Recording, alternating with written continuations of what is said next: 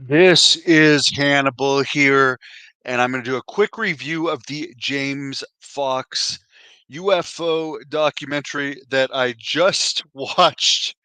The Moment of Contact is called, and I found out about this documentary because Joe Rogan is going to have him on his podcast next week, and he posted a clip saying this is about a UFO crash in Brazil that was very well documented, and there was apparently a being captured, and the media initially reported on it, then the media was silenced by the government and so forth.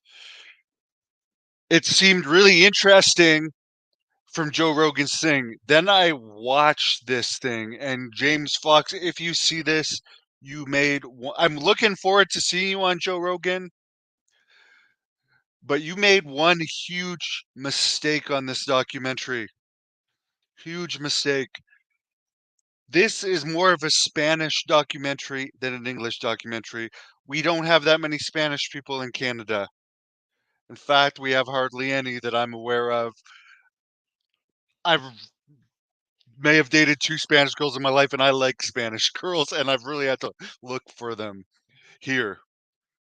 But anyways, I'm just saying that because they change people's voices in this. They digitize people's voices in Spanish, and there's all kinds of different tones of voices and stuff, and then they just put subtitles. But if you don't wear glasses like me, if you do wear glasses like me, it gets really hard to read subtitles after a while, particularly when they're in white.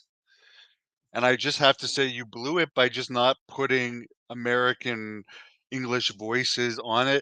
Obviously, it's still going to get a lot of attention, but more people like me, I had to turn it off after 45 minutes to an hour. It just I didn't understand what the hell was going on, and I was getting a headache from the digitized Spanish voices that I didn't understand.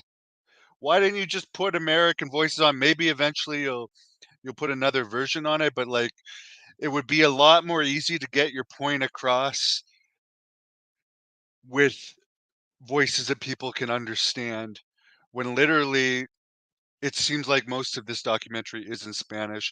It looks like a very interesting case, and I am going to watch him on Joe Rogan to hear him talk about the case so I can understand it.